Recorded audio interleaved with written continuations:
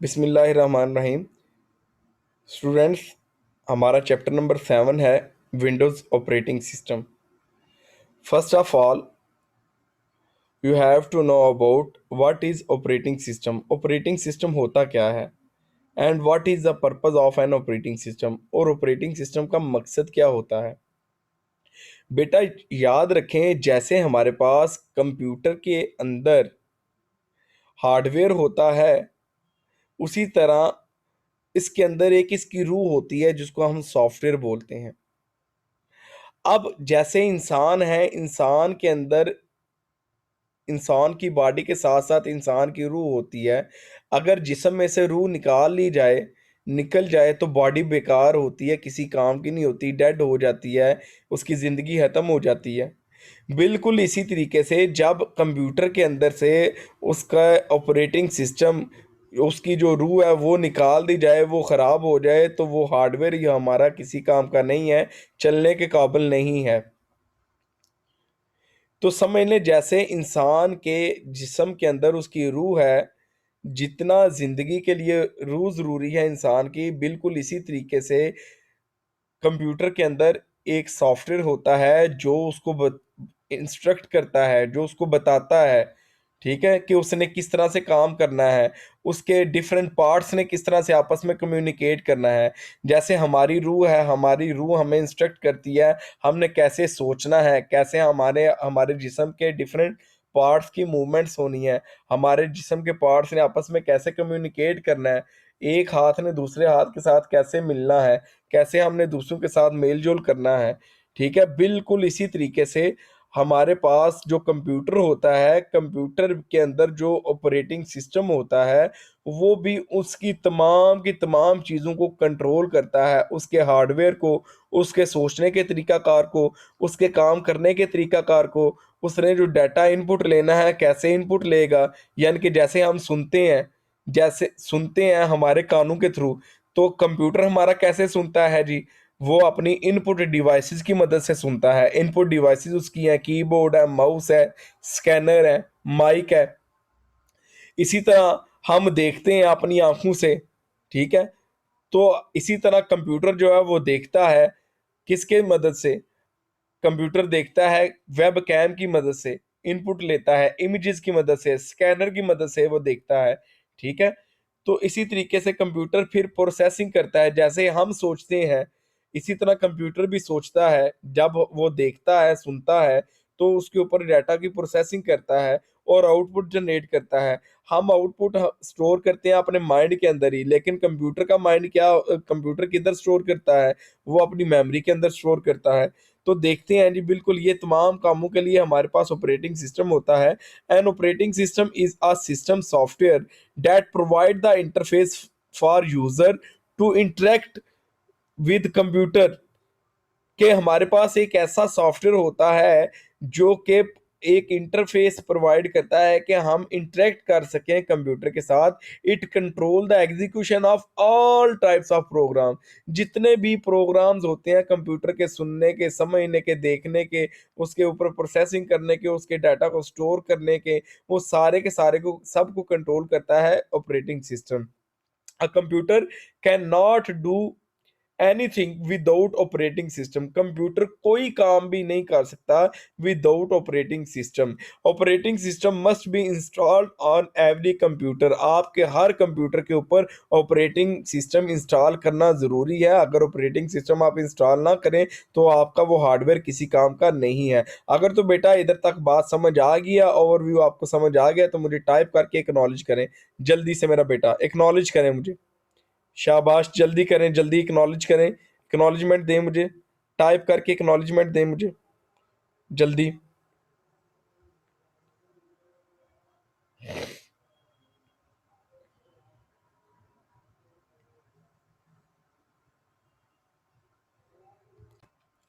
जी, तो कंटिन्यू करते हैं जी। An operating system is responsible to allocate system resources. Operating system की ही जिम्मेदारी होती है कि कंप्यूटर के रिसोर्सिस को एलोकेट करना, उसकी उनके अंदर आपस में कम्युनिकेट करवाना। ये डायग्राम आपके सामने है, देखें, ऑपरेटिंग सिस्टम है। ऑपरेटिंग सिस्टम जो है वो प्रिंटर को भी कंट्रोल कर रहा है, ये सिस्टम यूनिट है उसको भी, ये हार्ड ड्राइव है उसको भी कंट्रोल कर रहा है, कीबोर्ड से भी डाटा ले रहा है। यानी कि ये देखें कुछ एरोज उसकी तरफ जा रहे हैं और कुछ उससे आउटसाइड जा रहे हैं। ये जो कीबोर्ड से उसकी तरफ यानी कि डाटा हम इनपुट देते हैं, ठीक है। इसी तरह सिस्टम है तो डबल एरो है, सिस्टम से डाटा आ भी रहा है और जा भी रहा है। इसी तरह हार्ड ड्राइव है, हार्ड ड्राइव से डाटा स्टोरेज के अंदर स्टोर भी हो रहा है और हम उसके प्रोसेसिंग के लिए भी ले रहे हैं। आउटपुट है हमारे पास है मॉनिटर, तो मॉनिटर के ऊपर सिर्फ हम डाटा शो करवाते हैं, तो सिर्फ डाटा ऑपरेटिंग सिस्टम की मदद से आउटपुट की तरफ जा रहा है।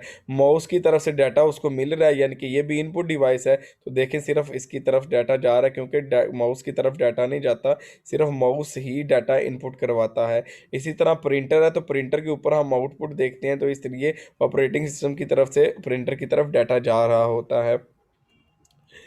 These resources include memory, processor, disk space, peripheral devices such as monitors, printers and modems। ठीक है। पर्पज ऑफ ऑपरेटिंग सिस्टम, बड़ा ही इंपॉर्टेंट शॉर्ट क्वेश्चन आपके पास, what is the purpose of operating system. Operating system का purpose क्या है? इसके दो मेन पर्पज होते हैं जी। There are two basic purpose of operating system. सबसे पहला हमारे पास क्या है? It manages hardware and software resources of computer. The resources include processor, memory and disk space. पहला जो इसका पर्पस होता है, कंट्रोल करना होता है तमाम के तमाम रिसोर्सेज को। रिसोर्सेज क्या है? प्रोसेसर है, मेमोरी है, डिस्क स्पेस है, हमारे पास बाकी जितने भी पेरिफेरल डिवाइसेस हैं जिनका ऊपर हमने जिक्र किया। दूसरा इसका पर्पस है, it provide a consistent, consistent होता है मुसलसल, लगातार। It provide a consistent way for applications to interact with the hardware without knowing all the details of the hardware.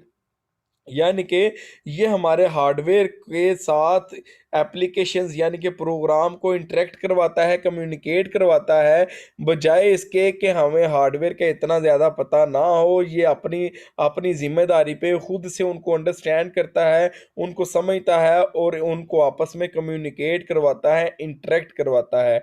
तो दो इसके पर्पसेस होते हैं, दोबारा रिपीट कर रहा हूँ। पहला पर्पस होता है कि तुम कंप्यूटर के तमाम रिसोर्सेज और सॉफ्टवेयर यानी कि हार्डवेयर और सॉफ्टवेयर को मैनेज करना किसकी जिम्मेदारी है?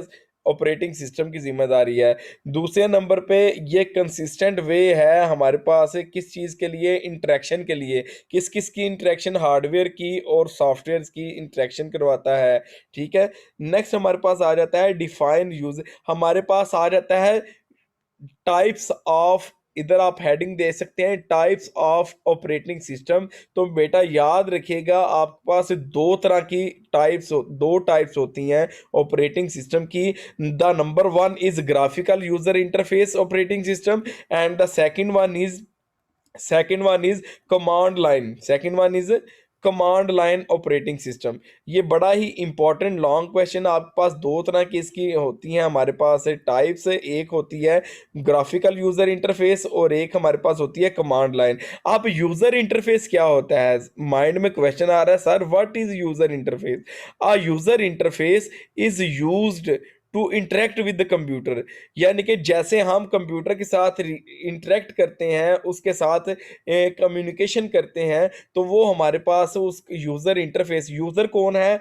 हम लोग हैं जिन्होंने कंप्यूटर को यूज़ करना है। इंटरफेस यानी कि किस तरीके से हमने वो तरीकाकार, ठीक है, यानी कि हम कीबोर्ड या माउस या ग्राफिकल तस्वीरों वगैरह के साथ जो हमें नज़र आ रहा होता है इंटरफेस, यानी कि ग्राफिक्स की फॉर्म में नज़र आ रहा होता है। जैसे आपको इस वक्त कंप्यूटर आप यूज़ कर रही हैं तो आपको आइकॉन्स नज़र आ रहे हैं, वर्ड का आपको आइकॉन नज़र आ रहा है, डेस्क एक बास्केट से बनी हुई है वो रिसाइकल बिन आपको नज़र आ रहा है, कंप्यूटर की छोटी सी आइकॉन बना हुआ है वो आपको नज़र आ रहा है कि माई कंप्यूटर है। तो आप उस पर क्लिक करते हैं माउस के थ्रू और आप वो सारा काम ईजी तरीके से कर सकती हैं। तो ये आपके पास होता है, इसको कहते हैं ग्राफिकल यूजर इंटरफेस। और दूसरा होता है जिसके अंदर आपने सारे का सारा काम लाइन बाय लाइन कोड के थ्रू, कमांड्स के थ्रू करते हैं सीएमडी के अंदर जाके, ठीक है, तो उसको हम कहते हैं command line operating system. A user interface is used to interact with the computer. It control how the computer enters data and instructions and how information appear on screen. किस तरीके से हम एक यूजर जो है वो डाटा एंटर कर सकता है कंप्यूटर के अंदर, और कैसे इंफॉर्मेशन स्क्रीन के ऊपर अपेयर होगी, इसको हम कहते हैं यूजर इंटरफेस। अगर तो बेटा क्लियर है, बात समझ आ रही है तो एक्नॉलेज कर दें, टाइप करके एक्नॉलेज कर दें, शाबाश। Different types of operating system on the basis of user interaction are graphical user interface operating system and command line operating system। दो तरह की मैंने आपको इसकी टाइप्स बताई। एक G U I, graphical user interface का शॉर्ट फॉर्म होती है G U I. G stand for graphical, U stand for user, I stand for interface. G U I base system कहते हैं graphical user interface operating system, और दूसरा हमारे पास होता है सी एल, कमांड लाइन।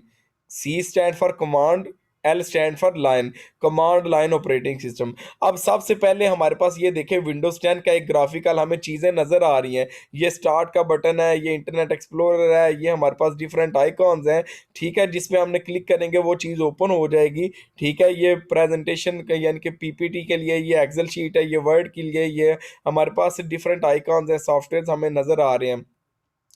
ये हमारे पास जो इंटरेक्शन है, ये बास्केट लाइक देखें, रिसाइकल बिन ना कोई चीज़ हमने डिलीट करनी है तो इसमें चली जाएगी। तो ये हमारे पास जो नज़र आ रहा है ग्राफिकल ग्राफिकल इंटरफेस है। ठीक है, ये डॉक्यूमेंट्स पिक्चर्स वगैरह हैं, हमें आइकॉन्स की मदद से नज़र आ रहे हैं। ठीक है, तो इसको हम कहते हैं जी यू आई इंटरफेस, यानी कि graphical user interface. A type of user interface in which the user communicate with the operating system by using the visual environment. Visual होता है जो इसको आप विजुअलाइज कर सकते हैं, आप देख सकते हैं। विजुअल रियलिटी, विजुअल क्या होता है, देखना होता है।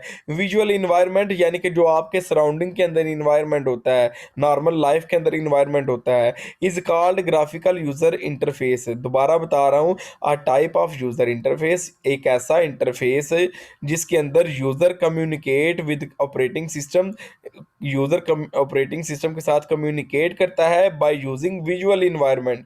विजुअल इन्वायरमेंट की मदद से उसको हम कहते हैं graphical user interface. It consist of Windows, menus, icons and pointers. ये जो माउस आपको कर्सर नजर आ रहा होता है इसको पॉइंटर्स कहते हैं। ठीक है, ये जो आपको छोटे छोटे तस्वीरें नजर आ रही हैं इनको हम आइकॉन्स कहते हैं। ठीक है, ये जो आपको ओपन हुआ हुआ नजर आ रहा है इसको हम मेन्यू कहते हैं। ये मेन्यू के अंदर हमारे पास डिफरेंट ऑप्शंस होते हैं। ठीक है, the user can select command from menus and select icon by using a pointing device like mouse। Mouse की मदद से आप जिसको सेलेक्ट करते हैं, डबल क्लिक करते हैं तो वो चीज़ ओपन हो जाती है।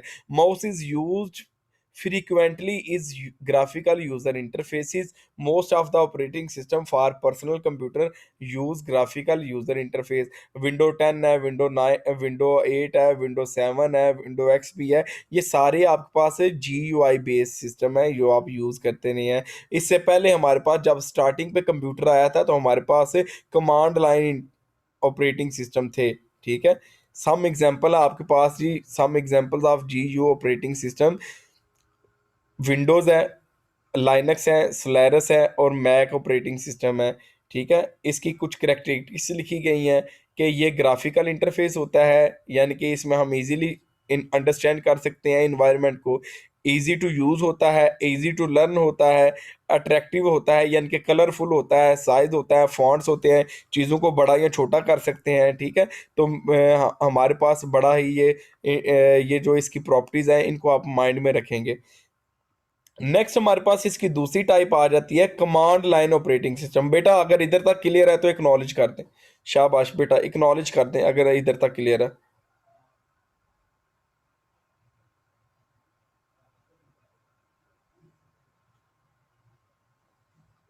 शाबाश मेरा बेटा, वेरी गुड,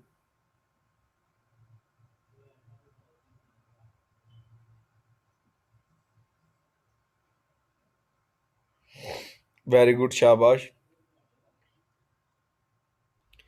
जो ऊपर एरोज नजर आ रहे थे ना आपको डिवाइसेस और ऑपरेटिंग सिस्टम के दरमियान, तो डबल एरो का मतलब था कि कंप्यूटर से यानी कि ऑपरेटिंग सिस्टम से उस डिवाइस की तरफ भी डाटा जा रहा है। ये देख सकते हैं, मैं दोबारा आपको रिवाइज कर देता हूँ ज़रा। ये ये जो डबल एरो है इसका मतलब है कि ऑपरेटिंग सिस्टम का और उस डिवाइस का कितनी तरह से कम्युनिकेट हो रहा है। तो इधर देख रहे हैं कि जो माउस होता है वो सिर्फ डाटा लेके आता है ऑपरेटिंग सिस्टम की तरफ, और मॉनिटर यानी कि स्क्रीन के ऊपर सिर्फ डाटा हमें नज़र आता है, यानी कि डाटा जाता है सिर्फ ऑपरेटिंग सिस्टम मॉनिटर की तरफ। कीबोर्ड से हम इनपुट देते हैं, कोई आउटपुट तो नहीं हमें इसके ऊपर मिलती, तो इसका मतलब है ये भी डाटा सिर्फ कंप्यूटर की तरफ लेके जाता है।